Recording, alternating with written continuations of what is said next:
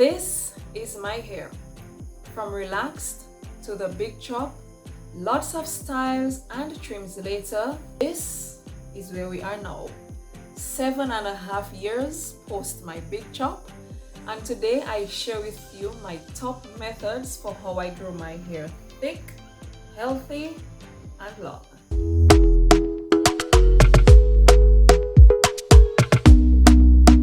So guys, one of the most frequently asked questions I get here on the channel is how I got my hair to be so long, so shiny, so thick, so beautiful. And let me tell you, I had to sit so that I could put these together because I don't follow the conventional natural hair rules when it comes to doing my hair. So today I am going to share with you all my top 7 methods that I use to grow my hair. Number 1, I keep my hair stretched. Now guys, I can't stress this enough. I have said so multiple times here on the channel. Keeping your hair stretched has a number of benefits to retaining your length, ensuring that you have less breakage, and ensuring that there's less tangles in your hair. Because when your hair is stretched, you find that you have to detangle way less than you would normally detangle, so therefore you lose less hair. When the hair is not stretched, we are all natural girls, we know what unstretched natural hair is. So you all know the struggle, you all know the difficulty. So I keep my hair stretched as much as I can. I do a lot of stretched styles because, yeah, I just find it works better. It gives me less stress. It's just all around good stuff. So number 1 would have to be keeping my hair stretched. Number 2, I style often. Yep, I said it. I style often. Now, if you all know me here on the channel, I have this thing called hand in hair syndrome. I love my hands in my hair. Besides loving my hands in my hair, I love styling my hair. And I have found that when I style my hair, it grows much better, faster, longer, fuller than when I don't style my hair. Here is why. When your hair is not styled well, for me, when I don't style my hair and I keep it in, let's say, a protective style for a week and a half, I experience more breakage than when I style my hair every 2 days. If I don't style my hair often enough, my roots tend to get very thick, and when I am ready to detangle, the breakage, the pain on my scalp is just too intolerable. I just can't. I tried one time keeping my hair in a style or just keeping it in some plaits, I think, or was it a bun? And when I was ready to detangle that hair, guys, I had so much stress getting that hair detangled. I had to go into the shower, put in some conditioner, and get it to work. Even after I had washed my hair the week before. Because I have found that when I style my hair, it allows the hair to stay stretched. It allows the roots to remain stretched. It allows the roots to stay soft. So that way, I find that I have way less breakage when I keep styling my hair very often. So it prevents all the tangles, it prevents all the hair getting in on itself. So styling often, guys, it is not a conventional way for growing hair, but honestly, it has worked for me. It has been working for me for the past couple of years. And yeah, when I don't style my hair, I go through a lot of stress, I go through a lot of breakage. So I try as much as possible to style my hair. Gosh, it is so hot.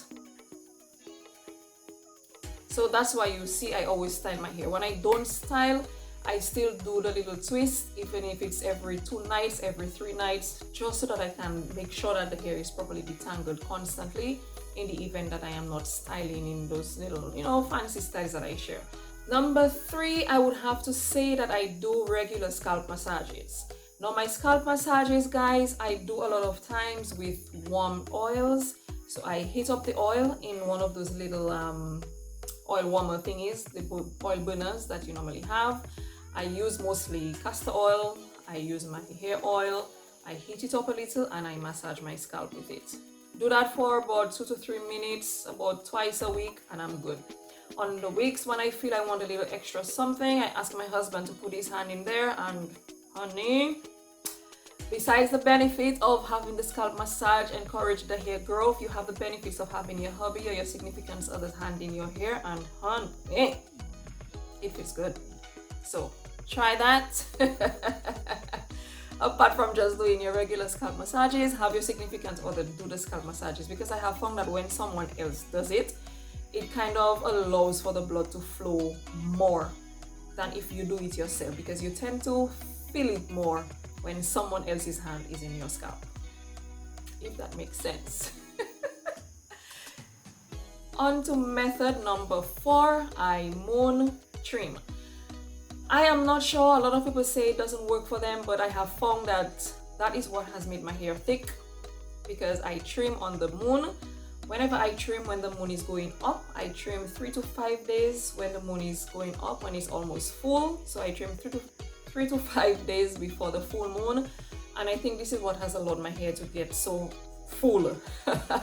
So my hair normally grows this way and not that way. So you only see this when I stretch it out, because it grows out. So it grows with the fullness of the moon. So I really think that it works for me. It has worked for the past few years. I mean, we have been moon trimming since I was young growing up. So it's something that has really become part of our family. It's something that I have adopted from a very tender age, and it has worked wonders for me so far. So I keep doing it. Moon trimming is awesome for my hair. I have a separate video. I will link in the description box so you can get more detail on that. Number 5, I would have to say I do it old school. I do it old school.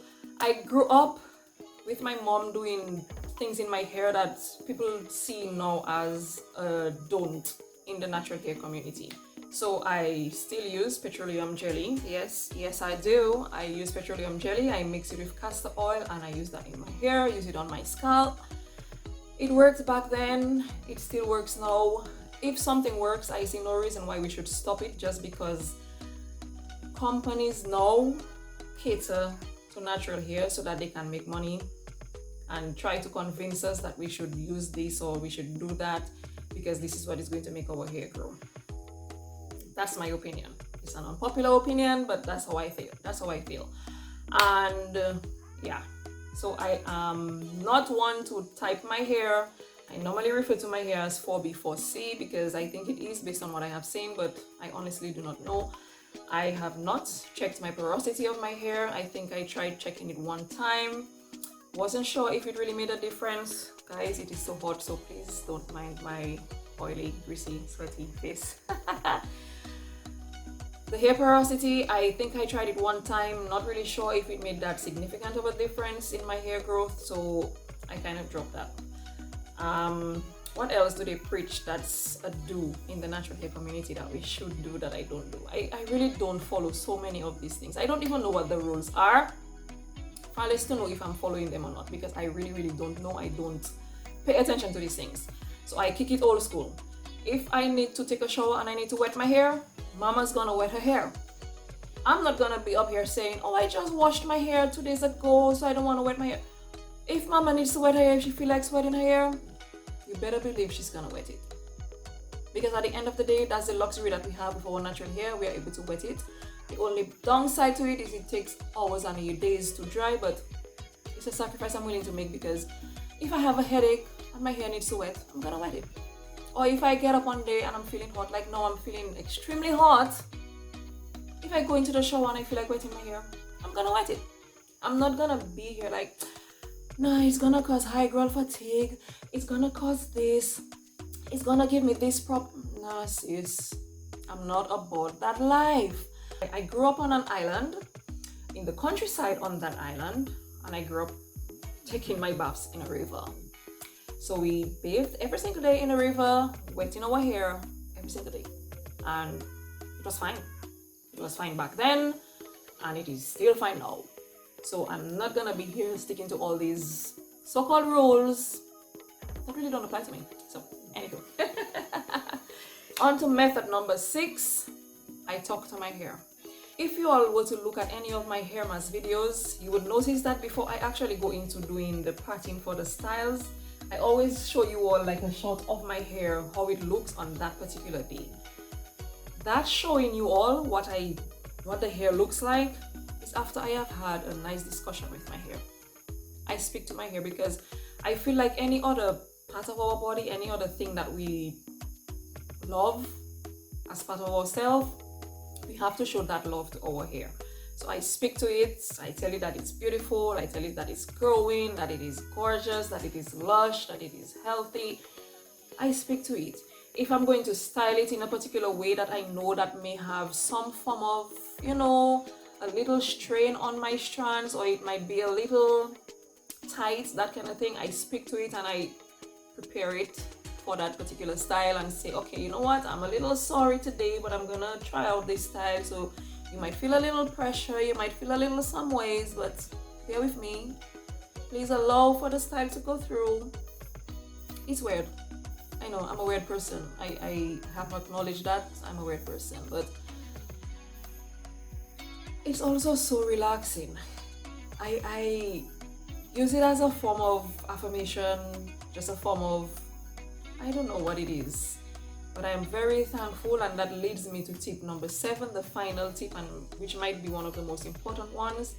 I practice a lot of gratitude when it comes to my hair. So I don't get stressed about my hair.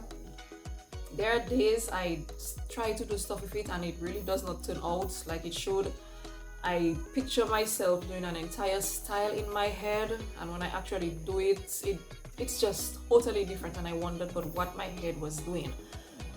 And I just love everything about my hair. I really don't stress. So apart from the speaking to it, I really express a lot of gratitude, because when we are grateful, we really just allow for abundance in our lives.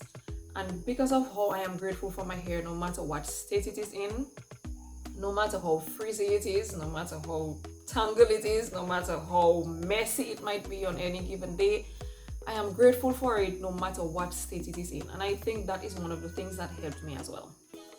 Like I said, this was not going to be the usual thing that you hear with hair growth here on the platform, because this is what worked for me. So I am just sharing with you all what worked for me, so you can maybe adopt 1 or 2 of them, or if you have tried 1 or 2 of them, let me know in the comment section how it has worked for you, how it has helped. But this has got to be my 7 most used methods for my hair growth. In the next video, I will share with you all the products that I use when it comes to doing stuff with my hair, what I actually do on my hair routine. I will try to share that as well as part of the products that I use. But in the next video, I will be sure to share that with you, the products that I use, how I use them, what I do, so that you all can have an idea going into this, hair stuff for the year, how we do different things here on the channel. So I share with you how I do things, and if you're able to try and it works for you, yay! I'll be so happy for that. But guys, this was it for this video. Thank you all so much for watching, and I will see you in the next one. Okay, bye!